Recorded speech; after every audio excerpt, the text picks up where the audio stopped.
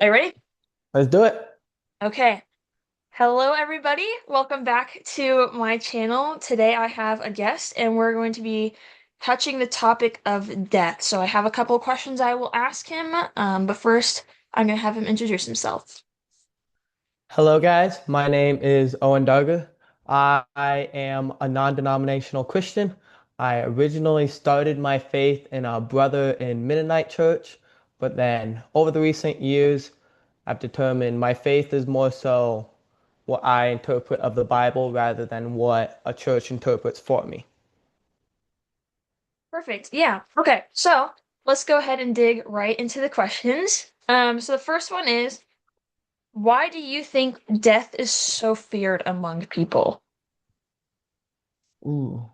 I think one of the big reasons we as humans fear death is because I don't think a lot of people have the right understanding of what life is.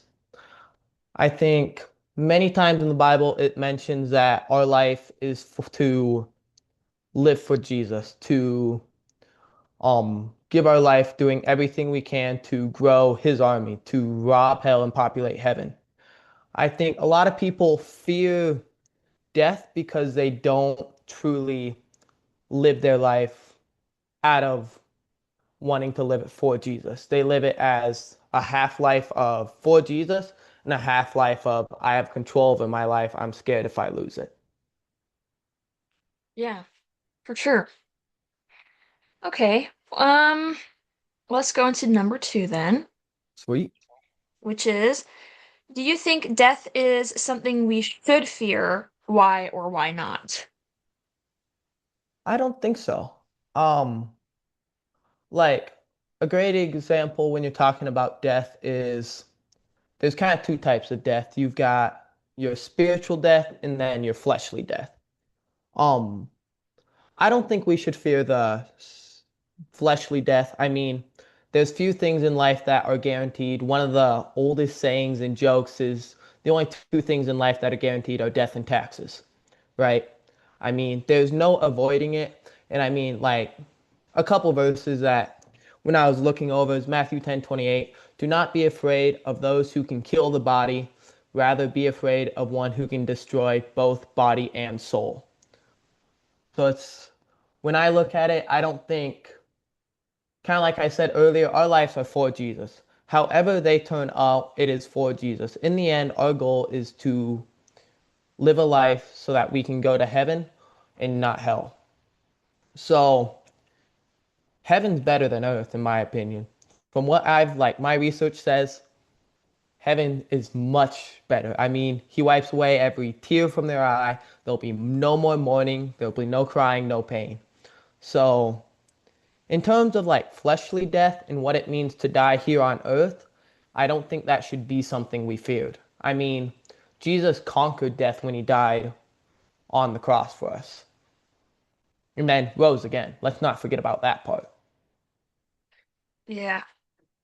Yeah, I would have to say I agree with that. That personally, like, I'm not afraid of when I die because, as a believer myself, I personally do believe that I will go to heaven because of it. So, like me personally, fearing death is not for me. Like, I'm not scared to die.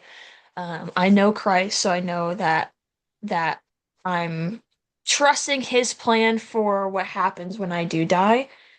But as for people who don't have that sense of belief, it's definitely hard for them because they don't know necessarily what's going to happen after they die. And that also kind of is why I think people fear death so much as well, as they're not, it's the after the dying that really sticks with them. Yeah, I Okay. agree. Yes, so third question.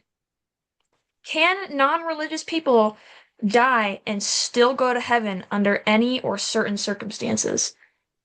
Oh, goodness. This one is one of those questions where I can't say I know the answer. I looked into a lot of the different beliefs between different denominations. Actually, in studying for this, I called one of my Catholic friends, and he says based off the Catholic belief, is you can. It would just be really difficult because you would be held to the same standards as the Old Testament, which those are really hard standards. I don't know how much I believe that. I know I believe in God. Jesus is the way. I mean, there's Bibles that say none can reach the Father except through me alone. That's really important. So I think you do have to have a relationship to get with Jesus. And if you don't have a relationship to get with Jesus, you are going to be put against a judging that is truly just. And I think in our human nature being sinful, we it would be extremely difficult, if not quote unquote impossible, to reach that point. Right. Yeah. Yeah, I would have to again, say I agree with that. I do know that like Catholic specifically, I'm not entirely too sure about Orthodox as well, but I know that they believe that like for instance, you can pray for those who passed away Hmm. in the sense of getting to heaven if Yep. they're not sure, but that's kind of strictly more a Catholic belief. I personally don't think I would believe that, but um I also do think that we serve a just and merciful God. So like although not strictly mentioned in the Bible, I do think like um you know the people who were never taught or never knew anything about Jesus and they pass away, like they didn't get that opportunity to Hmm. even be mentioned to it. I do think, God is merciful towards those kind of people, especially like children, little kids and all. So I do think it's a matter of um, that kind of the cause and effect. Your actions lead to consequences kind of thing. Hmm. Like if you know that there is a way that you can meet Jesus and you choose to deny, that kind of happens to fall on your lap. So Yeah. Yeah, that was kind of gonna next bring me in question. my question was if do you believe kids can go to heaven? Like if they like a baby died, where do you think he lies in that? And I think you answered it beautifully, as in we do have a just and merciful God. I mean, one of his, if you want to talk about when Jesus is coming back, he set out like stepping stones. And one of the stepping stones he set out was that every single person on earth would have at least heard his name. Can't Right. remember where it says it, but I'm 90% sure about that. But yeah, it's the reality. He is a just God. And I do think this is where a little bit of that faith comes from, a little bit of that praying for other people can come from. Right. Yeah. Okay. So let's go into question number 4 then. Why this one's kind of hard, so if you don't know the answer, I don't think anybody will truly know the full answer for this. But Mhm. why does God allow for death? Oh, goodness. Well, my first thought goes to why does he allow sin? When it's really a trial, because Adam and Eve sinned. When they brought sin into the world, evil entered the world. And then at this point, I believe God still has power over Satan. He could still say no at any point in time. And I think this is where one of those things where God wants to truly test us. Like we have free will to choose to follow him or to choose to sin. So I think within why there's death in the world is because there's evil in the world.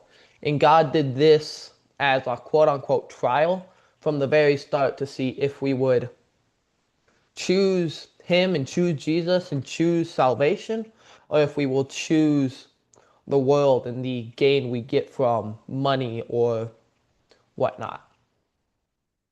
Right. Yeah, for sure. Alrighty. Okay, so the fifth question then, is there a life after death? For sure. I 100% believe there's a heaven, but within that, I also 100% believe there's a hell. I think, I mean, many times it mentions up in heaven that he'll go prepare a place for us. Jesus says that you should come live with me in paradise. It talks about how he will wipe every tear away when he comes back. There will be no mourning, no more crying, no more pain. There will be a new heaven, it calls it. Um, but I also think there's a hell. There's somewhere, quote unquote, it's never really talked about much in the Bible, funny enough, but there's a place where God's not. If you don't make heaven, you are in a presence where there is no presence of the Lord. And that's one of the few things we actually do know about a hell, quote unquote. And I do very much so believe there's a heaven and a hell, and it's our job to make one of those more populated than the other. Yeah, for sure. Okay, so this last question kind of ties in with the third question, but you can just reiterate the same answer. I mean, it would still work, but so the question is, do you think eternal destination of a person's soul is sealed at the moment of death? I think this is one of those things. Well, let me preference it with this. Within the Christian faith, there's a lot of things that just require faith, like a lot of things that don't necessarily have a definite answer. And I think this is one of those things because, like, this is where we get the idea earlier with the Catholics saying if you pray for the dead, there's a chance they can be saved. Because there's a verse, I can't remember where it's at, but talks about if you pray to the graves, the people in the graves will hear your voice. They'll be able to hear what you're like giving them a sermon or whatever. I'm not 100% sure, but I do think this is one of those spots there's not necessarily an answer for, if that makes sense. Yeah, I think it's pretty open-ended on interpretation and faith. There is spots in the Bible where it tells us we as humans won't know all the answers, and this is the reality of death is we won't know all the answers. There's right. plenty that's unanswered, and that's where the best part of Christianity, in my opinion, comes in, and that's just the truth and utter faithfulness of a servant. Right. Okay, so yeah, those were all of my questions. Now I'm going to turn the table to you and see if you have any questions you want to ask. Yeah, I was gonna. So we kind of talked about life after death. What do you believe about life after death? What do you think heaven would look like? What do you think hell would look like, etc.? Yeah, so of course I do believe in an eternal life after death. Whether that's heaven or hell, they are both I truly believe they're both eternal, So heaven, as mentioned in the Bible, as you previously mentioned a couple of times, there's gonna be no pains, there's no crying, there's no sadness. We don't have to worry about anger. It's pretty much just as Jesus has explained it, a paradise. It's truly going to be something that we will have never even imagined possible. So like all this happiness, there's going to be so many people that we've read about in the Bible that they'll be there too, and it'll kind of be like a celebrity meet and greet almost, but with some of the best people in the world. Um, Hell though, I can't like definitively say what I think it would look like because I couldn't even imagine what that would be. Obviously it's gonna be someplace dark, whether that's like actually dark or if it's going to be like dark in the sense of like morbid and horrific. Because there is no God there. We chose to not live for God or choose to believe in God. So therefore, once we die and if that's what we choose, then that's where we're gonna go. So because we chose no God, we're going to a place with no God. And if paradise is with God, then I can only assume the complete opposite of paradise would be what hell is. So, I'm not sure if that means that there's going to be anger, but I'm assuming that is going to mean, some sort of, I don't want to say pain, but almost like a Mhm. pain because it's just the complete opposite of what heaven would be. Yeah, I would have to agree. I mean, you got paradise, which is heaven, and then, like you said, if that is with God, then I can only imagine without God is everything but paradise. Yes. So then the next question I have is how would you describe to a non-believer the difference between a worldly death and a spiritual death? Like the difference between your soul dying versus your flesh dying. Right. Yeah. So I know that with a lot of non-believers that I know personally, most of them can actually kind of distinguish that themselves already because a lot of them believe that death, like your soul goes somewhere. I mean, not a lot of them believe in heaven and hell, surely, but Hmm. they believe that there is something after death, which can only happen with your soul anyway, because your body is on earth. So a fleshly death is the death of your body. So let's say I have a heart attack and I die, right? My body is Hmm. left here on earth. But who I am, my actual soul, the thing that makes me human, that's what's going to have a life after death. So I not sure what that exactly looks like, but me as a human being, my body here will die. My soul, what makes me a human being, that's what's going to live on. And that goes for everybody once they pass, obviously again, if that's heaven or hell, that's where it's going to go. But um yeah, so that's why it's also like in the Bible, so I want to say emphasized, but it is directly stated that the outside appearance does not matter because, you know, that's not what's gonna get you into heaven. That's not going there anyway. So, um, yeah, that's what I would describe it as, is the death of my body, not the death of what makes me a human being. Hmm. Yeah, I would have to agree. It's the difference. I mean, like you said, you're inside, not your outside. Good example is Jesus and how he looked on the cross.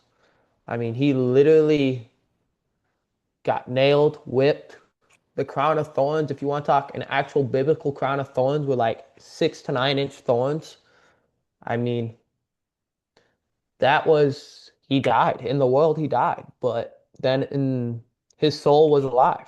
That's part of the reason he was able to come back from the dead. I mean, there's other accounts of people resurrecting in the Bible, and I think that also proves it. Like they can die in a worldly manner, but there's still, whether you believe in heaven, hell, after death, whatever, their soul is still somewhere and can, through the power of God, be brought back.